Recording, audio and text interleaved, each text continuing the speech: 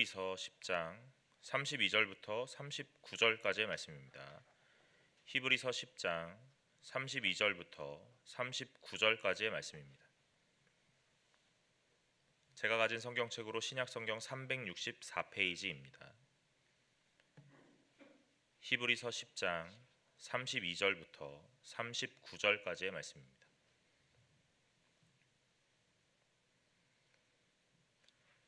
다 찾으신 줄로 알고 제가 한 절 여러분이 한 절 교독하도록 하겠습니다.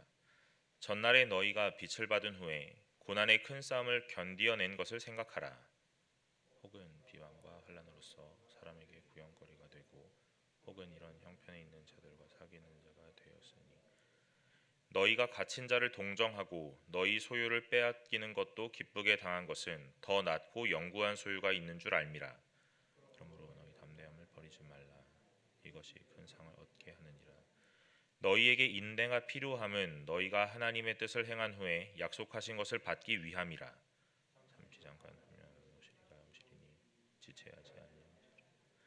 나의 의인은 믿음으로 말미암아 살리라. 또한 뒤로 물러가면 내 마음이 그를 기뻐하지 아니하리라 하셨느니라. 우리는 뒤로 물러가 멸망할 자가 아니요 오직 영혼을 구원함에 이르는 믿음을 가진 자니라. 아멘. 수요 예배 오신 여러분 환영합니다. 오늘 현장에서 또한 영상으로 가정에서 예배드리시는 모든 분들에게 동일한 은혜가 있으시기를 소망합니다. 우리가 계속해서 히브리서를 살펴보고 있습니다. 히브리서의 성도들이 오늘 이 고난과 핍박 가운데서 어떻게 이 신앙을 지켜가고 이어갈 수 있는가, 오늘 그것들을 히브리서를 쓴 기자가 오늘 계속 성도들을 위로하고 권면하면서 오늘 힘을 북돋아주고 있지요.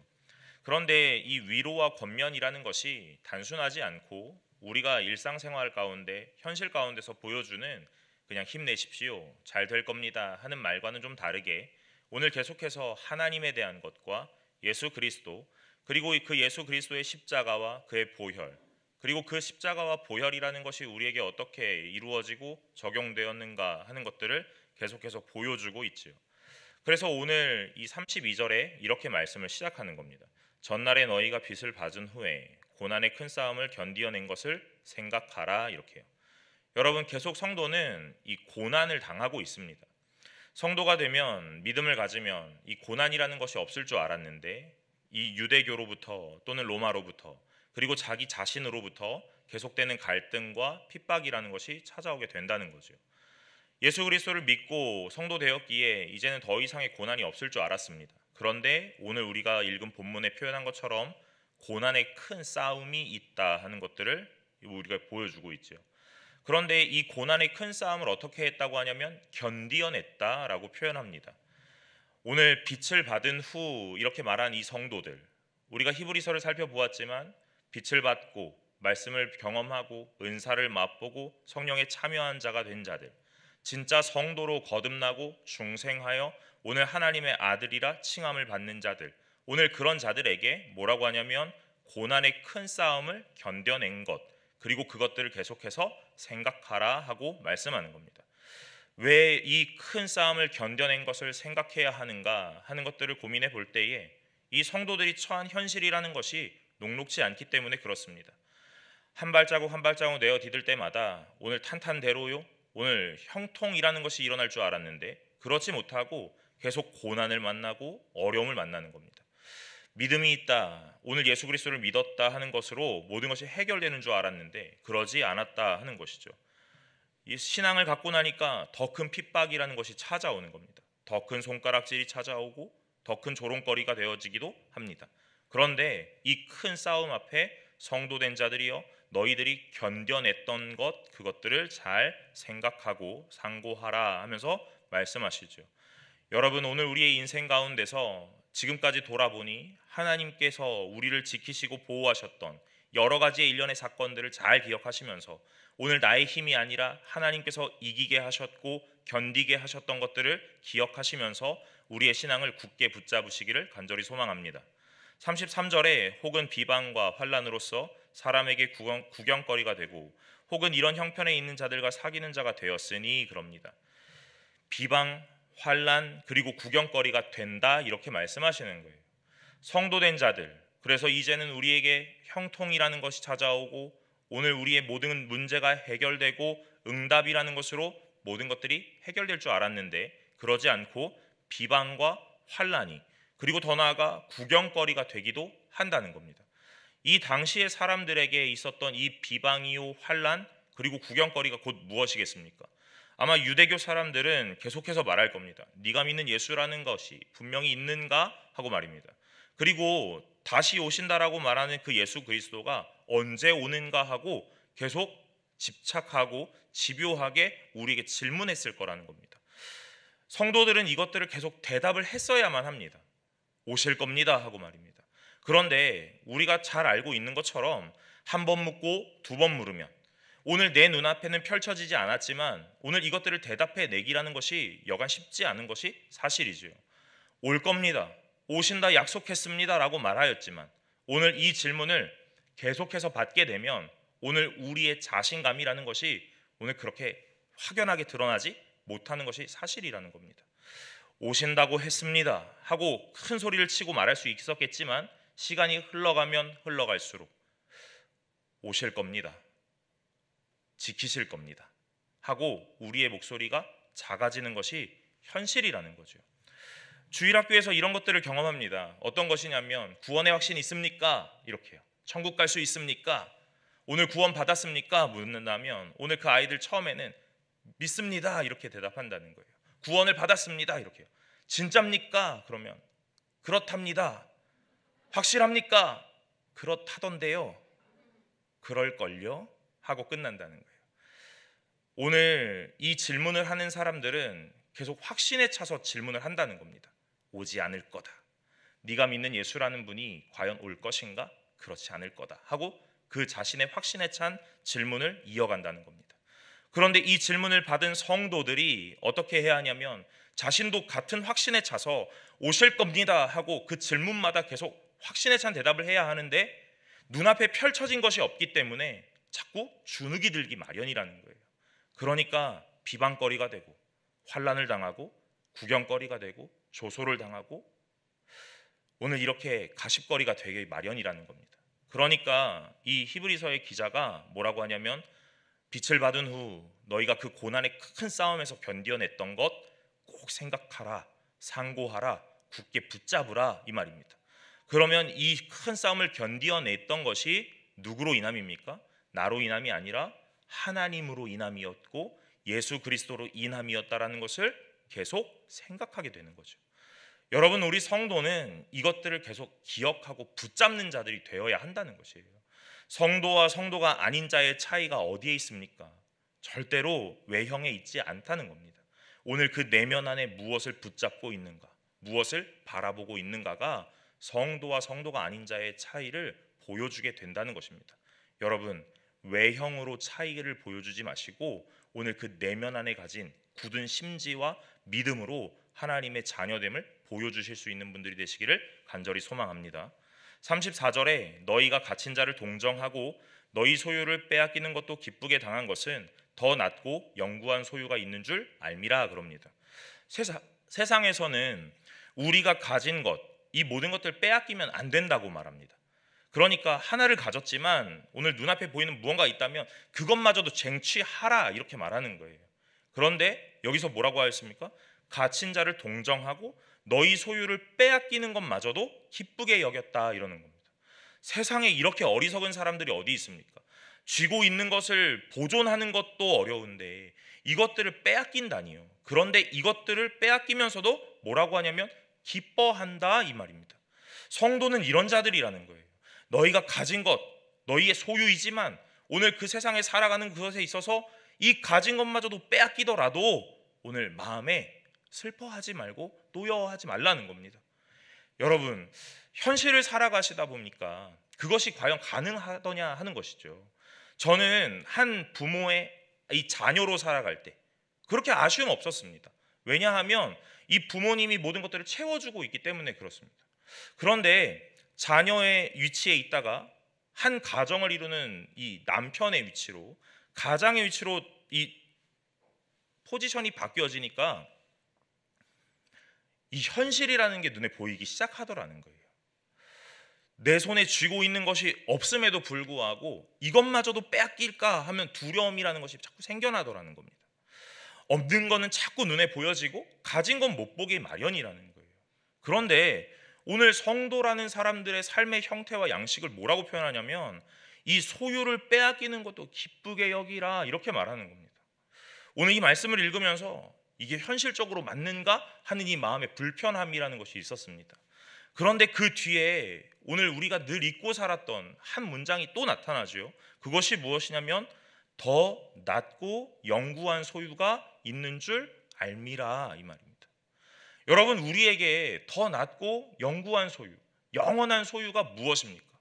하나님의 아들됨이고 천국의 백성됨이고 구원을 소유함이고 영생을 얻은 자, 오늘 그것이 더 낮고 영구한 소유다 하는 것이죠. 그런데 우리는 이걸 뭐라고 표현하냐면 더 낮다가 아니라 더 낮다 이 말입니다. 하찮은 것 같아 그렇게 보인단 말입니다. 더 좋은 것임에도 불구하고 더 낮아 보인다는 이야기예요. 오늘 분명히 영구한 소유라고 하였는데 그 영구한 소유는 내가 지금 당장에 써먹을 이유가 없으니까 오늘 내 현실에 살아갈 수 있는 이 수중에 필요한 것들, 오늘 그것들을 먼저 채우기 마련이더라 이 말입니다. 그런데 이 히브리서의 기자가 오늘 이 성도들에게 표현하는 겁니다. 뭐라고 하냐면 이 빼앗기는 것마저도 기뻐하는 성도가 되라. 오늘 왜냐하면 우리에게는 이 쉬 사라지고 오늘 쇠하여지기 마련인 이 세상 물질보다 더 낫고 더 좋고 영원한 이 쇠하지 않을, 이 시들지 않을 천국이라는 것이, 하나님의 아들이라는 것이 우리의 손에 있기 때문이다라고 말하는 거예요. 오늘 기뻐함의 이유가 다르다는 이야기입니다. 세상에서는 뭐라고 하냐면 계속 입신양명, 너의 이 몸을 세우고 이름을 날리라 하는 거예요. 오늘 이름을 날려야 합니다. 멀리 멀리 위대하게. 그래서 오늘 우리의 이름이 석자를 다 알아야 된다는 거예요. 그래서 우리가 잘 아는 이 속담 있지 않습니까?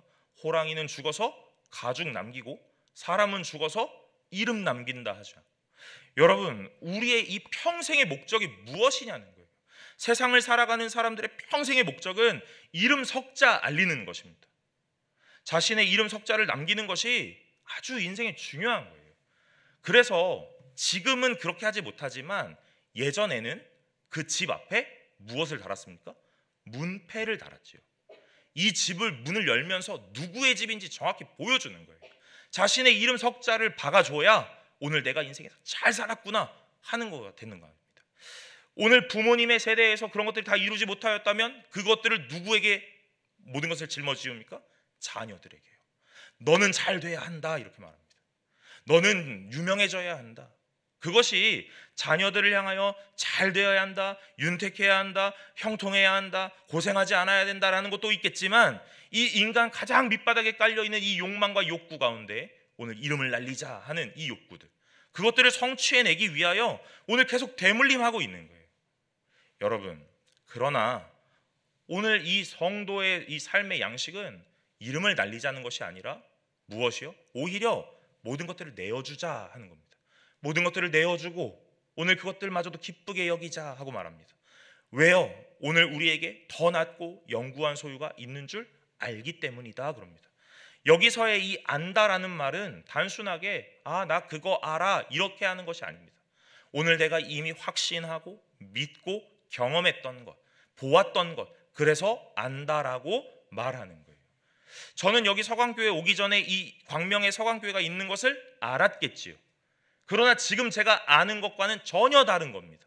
그러니까 오늘 우리가 성도 되어서 하나님을 알아, 영생을 알아, 천국을 알아 하는 그 안다는 것이 단순하게 보았고 들었던 것에서 그치면 안 되고 오늘 그것들을 실제로 경험하고 삶에서 살아내어야 안다라고 말할 수 있다는 거예요. 오늘 이 히브리서의 기자가 성도들을 향하여서 이렇게 위로하는 겁니다. 당신들은 이 영구한 소유가 있는 줄 알지 않습니까? 왜요? 이 빛을 비추임을 받았기 때문에요. 영원한 성도가 되었기 때문에요. 오늘 성령에 참여한 자가 되었기 때문에요.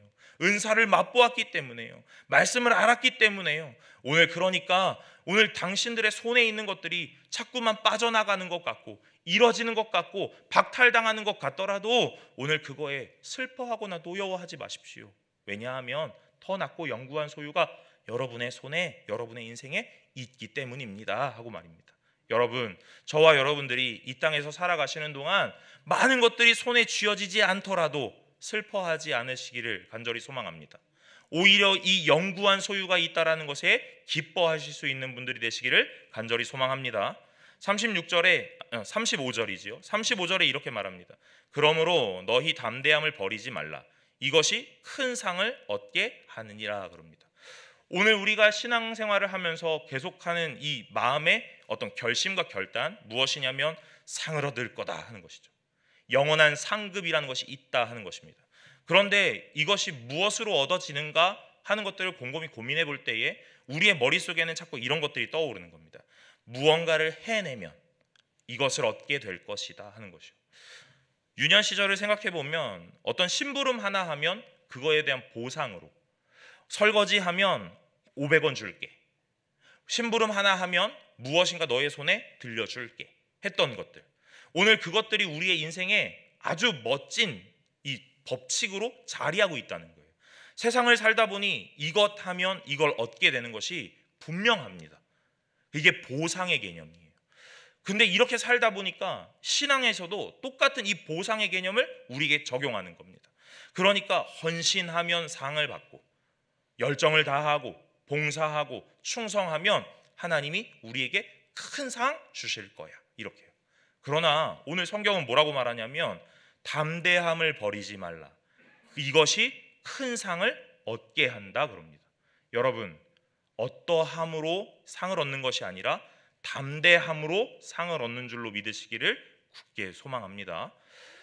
오늘 이 담대함이라는 것이 무엇일까 하는 것들을 우리 또 한번 생각을 해보아야 합니다. 제가 설교를 하다 보니까 이런 표현을 참 많이 쓰네요. 고민해야 합니다. 생각을 해보아야 합니다. 세상을 사는 것도 바쁜데 자꾸 설교를 하면서 생각을 해보라니요. 여러분, 그러나 생각을 해보아야 합니다. 오늘 이 담대함이라는 것이 무엇일까 고민해야 합니다. 근데 이 담대함을 우리가 어떻게 생각하냐면, 그래, 할 수 있을 거야, 잘해보자, 화이팅! 그러나 이건 담대함이 아니라는 겁니다.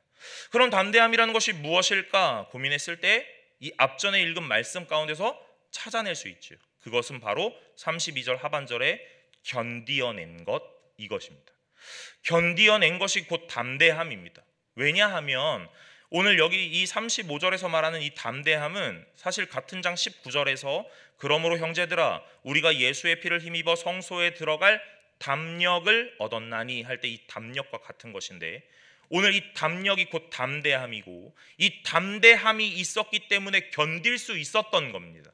오늘 우리가 신앙 가운데서 환난을 만나고 고난을 만나고 시련과 좌절의 오늘 모든 것들이 있는데 그것에서 견딜 수 있었던 이유는 다른 것이 아니라 영구한 소유가 나에게 있다라는 것을 믿고 알고 있는 이 담대함이요.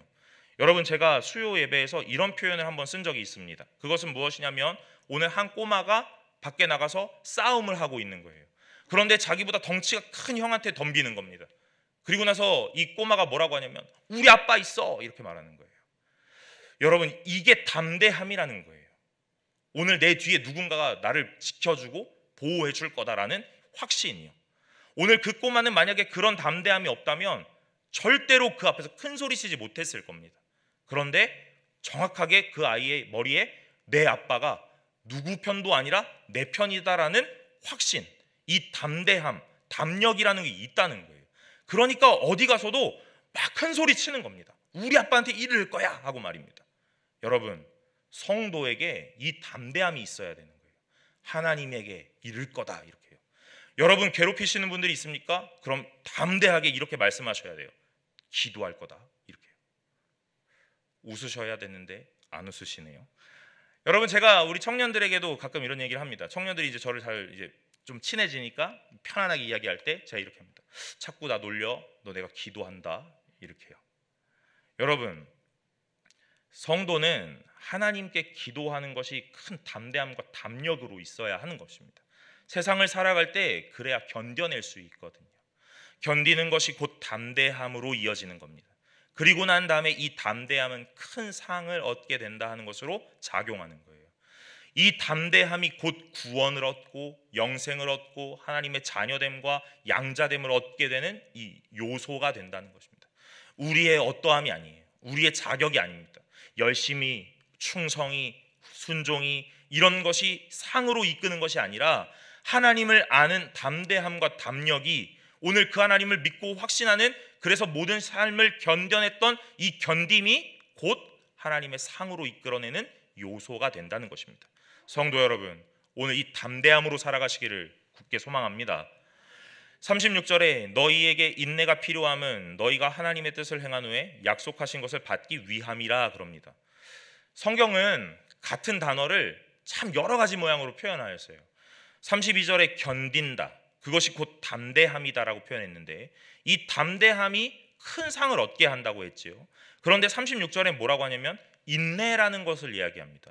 인내라는 것이 필요함은 왜 필요하냐면 약속하신 것을 받게 하기 위함이다 그랬습니다. 그러니까 이 견딘다, 담대함, 그리고 인내함, 이것이 결국 동일선상에 있는 같은 의미의 단어입니다. 오늘 이 히브리서의 기자가 똑같은 말을 쓰면 지루하고 지겨울 수 있으니까 다 다른 말로 플레이를 해보는 중이에요. 뭐라고 하냐면 여러분 잘 견뎌내십시오 이렇게요. 그 다음에는요 여러분 담력을 가지십시오 이렇게요. 그리고 난 다음에는 오래 참으십시오, 인내하십시오 이렇게요. 그러니까 우리는 이걸 다 다른 건 줄 알고 오늘 다 다른 아이템을 가져야 되는 줄 압니다. 아, 오늘 견디는 것도 있어야 돼, 담대함도 있어야 돼, 오래 참음도 있어야 돼, 인내함도 있어야 돼. 그런데 자세히 말씀을 들여다보니까 이 모든 것이 하나더라는 거예요. 여러분, 오늘 이 모든 것이 하나이기에 여러분들 다 가지시기를 간절히 소망합니다. 이 모든 것들을 가지시면 어떤 것을 또한 소유할 수 있냐면 약속하신 것. 우리에게 약속하신 것이 무엇입니까? 천국이죠. 하나님의 나라이고 하나님의 아들됨이고 하나님의 양자됨이라는 것을 우리에게 허락하셨기에 이 모든 것이 그렇게 결론내어지는 겁니다. 오늘 이 말씀을 읽으면서 그림을 잘 그리실 수 있어야 합니다. 담대함으로, 견디는 것으로, 담대함으로, 인내함으로, 오래 참음으로 이 모든 것이 결국 영구한 소유, 더 낫고 영구한 소유로 약속하신 것으로 큰 상으로 이어진다 하는 것을요. 오늘 이렇게 말씀하신 다음에 38절에 뭐라고 하시냐면 나의 의인은 믿음으로 말미암아 살리라 그럽니다. 여러분, 이제 이 히브리서의 기자가 말하고 싶었던 최종 결론적인 한 단어를 등장시켰습니다.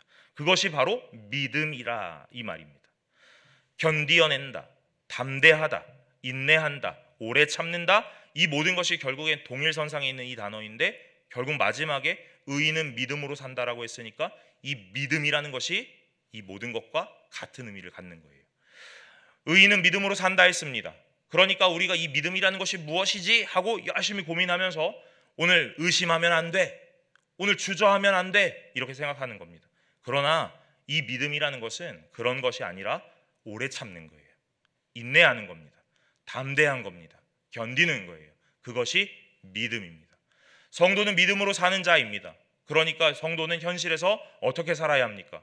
믿음으로 삽니다. 그러니까 믿음으로 어떻게 삽니까? 그 다음부터는 할 말이 없죠. 여러분, 그런 것이 아닙니다. 너무나 당당하고 너무나 멋지게 설명하실 수 있어야 돼요. 믿음으로 사는 게 무엇입니까? 이렇게 묻는다면 오늘 이 현실을 하나님이 이겨내게 하실 거라는 걸 믿고 견디는 겁니다. 이렇게요.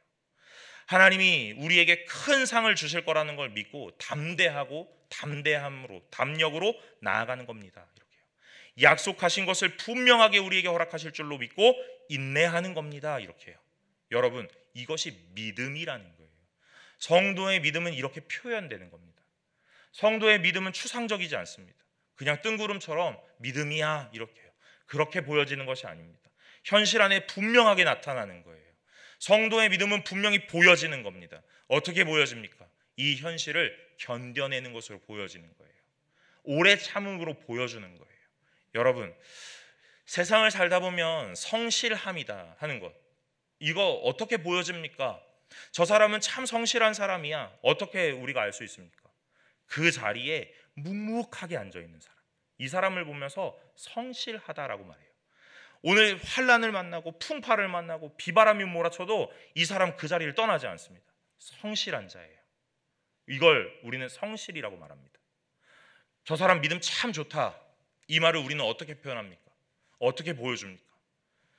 환난을 만나고 풍파를 만나도 주님 앞에 굳건하게 자리를 지키는 거예요. 오래 참는 겁니다. 인내하는 거예요. 담대함을 갖고 담력을 갖고 견디는 거예요. 여러분, 이것이 믿음 좋다입니다. 뜨겁게 와서 큰 소리로 기도하더라도 오늘 환난을 만나 풍파를 만나고 바람 불었을 때 확 날아가 버리면 그 사람 믿음 좋다라고 말할 수 없다는 겁니다. 여러분, 오늘 외형적으로 무언가를 갖추시기 전에 오늘 깊이 뿌리 내리는 나무와 같이 오늘 믿음을 갖추시기를 간절히 소망합니다. 그래서 저와 여러분들이 하나님 앞에서 이렇게 되시길 바래요. 하반절에 이렇게 말합니다. 내 마음이 그를 기뻐하지 아니하리라 이럽니다. 그런데 어떻게 하면 기뻐하지 아니한다 하시냐면 뒤로 물러가면 기뻐하지 않으신다고 말해요. 그러니까 우리는 어떻게 해야 되냐면 전진해야 되는 거예요. 하나님이 우리에게 요구하시는 것이 있습니다. 분명합니다. 그런데 그 요구가 무엇이냐면 전진하는 거예요. 한 발자국이라도 앞으로 내어 디드라 이 말입니다. 오늘 주저앉을 수도 있고 주춤할 수도 있습니다. 그러나 하나님께서 요구하십니다. 뭐라고 하냐면 뒤로만 가지 마라. 뒷걸음질만 치지 마라. 등 돌리지만 마라. 오늘 앞으로 나아가라. 시선을 앞에 두고 오늘 그것에 시선을 떼지 마라. 고정하라. 이렇게 말입니다. 그래서 오늘 이 뒤로 물러가면 내가 그를 기뻐하지 않으신다 했으니 오늘 이거 반대로 뒤집으면 어떻게 해요? 앞으로 한 발자국이라도 내어 디딘다면 오늘 그는 나의 기쁨이 될 것이다 하는 것이죠. 오늘 성도가 되었기에 이제 이렇게 살아가야 한다는 것이에요. 하나님 앞에서 날마다 전진하면서 말입니다. 제가 신앙생활을 비유할 때 이런 표현을 참 많이 씁니다. 여러분 무빙워크 아시죠? 무빙워크, 에스컬레이터 같은 거요. 오늘 그 무빙워크를 타고 거꾸로 걷는 거예요. 해보셨습니까? 아마 그거 해보시진 않으셨을 거예요. 저는 한번 해보았습니다. 오늘 무빙워크를 타고 거꾸로 걷는 겁니다. 그럼 어떠냐면 나는 열심히 걷고 있는데 내가 제자리 걸음을 하고 있는 것 같아요. 그런데 참 희한하게도 조금씩은 앞으로 가고 있습니다. 왜냐하면 내가 열심히 걷고 있기 때문에요. 눈에 보이는 완성은 일어나지 않아요. 그러나 오늘 이 무빙워크를 역행해서 걸어가는 것이 오늘 우리에게 그래도 전진이라는 게 조금 있다는 거예요. 신앙생활이 이렇지 않습니까? 오늘 신앙이라는 것을 갖고 오늘 우리의 신앙이 언제 확 컸습니까? 그거 잘 모르는 겁니다. 언제 내 신앙이 이렇게 컸지? 잘 모릅니다. 돌아보니까 여기까지 어떻게 하다 보니까 와 있네? 하고 말하는 것이 우리 신앙인의 고백 아닙니까? 언제부터 제가 날 때부터 난 목사야 하면서 태어났겠습니까? 그러지 않다는 거죠. 오늘 하나님을 쫓아 한 걸음 한 걸음 걷다 보니까 어느 순간 이 자리까지 하나님이 인도하셨더라는 거예요. 오늘 제가 이 걸음을 잘 돌아보니 하나님께서 한순간도 떼지 않으셨다라는 것들을 보게 됩니다. 여러분 저에게만 이것이 해당합니까? 그렇지 않지요. 오늘 여기 앉아 계시는 또한 가정에서 예배드리시는 모든 분들에게 이 말씀이 동일하다는 거예요. 오늘 걷다 보니 오늘 난 제자리 걸음인 것 같았는데 가만히 보니 앞으로 전진하고 있더라는 겁니다. 그래서 우리가 고백하는 거예요. 하나님이 나를 이렇게 인도하셨던 거구나 하고 말입니다. 오늘 이렇게 앞으로 전진해 나아가는 것에 여러 가지 요소들이 작용했습니다. 무엇이냐면 견디는 것, 오래 참는 것, 인내하는 것, 담대한 것, 그리고 믿음이요. 그러나 이 모든 것들은 다른 것이 아니라 하나였습니다. 하나님께서 보호하셨던 것, 은혜였다는 거죠. 여러분 오늘 이 모든 것들이 우리에게 허락되었습니다. 그리고 이 모든 것들을 허락된 그것들을 확신할 수 있는 이유가 딱 하나 있는데 바로 37절입니다. 잠시 잠깐 후면 오시리가 오시리니 지체하지 아니하시리라 그럽니다. 오늘 이 당시의 성도에게는 재림의 소망이 있었습니다. 그런데 자꾸 주변의 손가락질이 우리를 집요하게 묻고 추적하는 거예요. 뭐라고요? 예수가 다시 온다 했느냐? 이렇게요. 그럼 언제 오느냐? 이렇게 묻습니다. 그런데 오늘 이 본문에서 이 성도들이 모르지 않았을 텐데 이렇게 표현한 겁니다. 잠시 잠깐 후면 오시리다 그랬습니다. 예수님이 오신다고 약속한 것이 벌써 근 2000년이 지났습니다. 여러분 언제 오십니까? 예수님 오신다 했으면 좀 빨리 오시면 좋겠는데요. 금방 갈게 이러면 여러분 우리가 금방 갈게 그러면 얼마 못 기다리는 것이 사람인데 2000년을 지금 기다리고 있다는 거예요. 오늘인가 내일인가 올해인가? 내년인가? 내 때인가? 내 아들의 때인가? 그러나 계속 기다린다는 겁니다. 그런데 여기 표현을 뭐라고 했냐면 잠시, 잠깐 후면 이렇게 표현했어요. 오늘 이걸 보면서 한 가지 생각해 본 게 있습니다. 왜 잠시 잠깐이라 했을까 하고 말입니다. 그런데 오늘 이 말씀이 생각났습니다. 하나님 앞에서의 하루는 천년 같고 그에게서의 천년이 하루 같다 그랬죠. 오늘 그의 시간 개념은 우리와 다르다는 겁니다. 그러니까 우리는 이제 이걸 물으면 안 되는 거예요. 언제 오십니까를 물으면 안 된다는 겁니다. 그럼 뭐를 묻습니까? 오시느냐 안 오시느냐를 물어야 된다는 거예요. 오십니다. 분명합니다. 확신합니다. 오늘 하나님의 약속이고 언약이기 때문에 성취될 것이 분명합니다. 그러나 언제이냐는 건 물을 필요가 없다는 거예요. 왜요? 오늘 그때는 아버지의 소관이기 때문에 그렇습니다. 그러니 우리의 질문은 무엇이냐면 오시는가 안 오시는가입니다. 여러분, 예수 그리스도가 오십니까? 오십니다. 분명히 오십니다. 그러니 오늘 이걸 붙잡고 신뢰하며 나아가는 것이 우리의 성도의 삶의 모양이라는 거예요. 오늘 이 땅에서 살아가시는 모든 분들에게 오늘 이 하나님의 이 소망이라는 것 굳게 붙잡으시기를 간절히 소망합니다. 39절에 우리는 뒤로 물러가 멸망할 자가 아니요 오직 영혼을 구원함에 이르는 믿음을 가진 자니라 그럽니다. 오늘 이 성도에게 표현하는 편지, 그 편지의 가장 마지막, 오늘 본문의 마지막에 이렇게 표현합니다. 오직 영혼을 구원함에 이르는 믿음을 가진 자다 이렇게 해요. 오늘 성도에게 당신들은 믿음을 가진 자입니다 이렇게 표현하는 거예요. 가지실 겁니다, 가지게 될 겁니다 이런 게 아니라 오늘 이 히브리서의 기자가 가진 자다 하고 선언하는 겁니다. 왜 그렇습니까? 지금까지의 인생의 삶에서 견딤이 있었거든요. 오래 참음이 있었거든요. 인내가 있었거든요. 담대함과 담력이 있었거든요. 소망으로 품었던 것들이 있었거든요. 그러니까 이제는 우리에게 뭐라고 하시냐면 당신은 믿음이 있는 자입니다 라고 오늘 우리에게 선언하시는 거예요. 오늘 우리의 이 믿음이라는 걸 누가 측량하고 척도로 판단하겠습니까? 믿음이 있다 없다를 누가 판단하냐는 거예요. 여러분, 절대로 판단할 수 없습니다. 오늘 우리의 외형의 모양으로 절대 판단할 수 없다는 겁니다. 그러나 판단할 수 있는 척도가 분명히 있습니다. 그것은 무엇이냐면 오늘 우리가 처음부터 보았던 견딤이 있는가 없는가, 오래 참음이 있는가 없는가, 담대함이 있는가 없는가, 담력이 있는가 없는가입니다. 여러분, 믿음 있는 자가 되시기를 굳게 소망합니다. 성도의 모양이 무엇인가? 오늘 성도는 어떻게 살아가는가? 다른 것으로 사는 것이 아닙니다. 이 믿음으로 사는 거예요. 그러면 의인이라 칭하신다 말씀하십니다. 의인이기에 믿음으로 산다가 아닙니다. 믿음으로 살았더니 의인이라 칭하신다 하는 거예요. 여러분, 우리는 의인이 아닙니다. 다 죄인입니다. 그러나 계속 견뎌보는 거예요. 오래 참는 거예요. 담대함 갖는 거예요. 그랬더니 그 모습을 바라보시면서 하나님이 우리에게 뭐라고 칭찬하시냐면 의롭다 칭함을 주시는 칭찬을 주신다는 겁니다. 그것이 이 이후에 나오는 11장에 나타나는 믿음에 대한 것들이에요. 믿음으로 사는 것이 오늘 의인의 삶의 모양입니다. 의로워서 믿음으로 살았던 것이 아닙니다. 우리가 앞으로 살펴보겠지만 이 11장에 나타난 수많은 인물들이 의로웠기에 믿음으로 보여줬던 것이 아닙니다. 하나님 앞에서 견디고 참았더니 의롭다 칭하심을 받고 믿음의 조상이 된 것이에요. 여러분, 오늘 이 모양으로 성도답게 살아가시기를 간절히 소망합니다. 오늘 제가 말씀을 나누는 이 제목이 무엇이냐면 담대함을 버리지 말라입니다.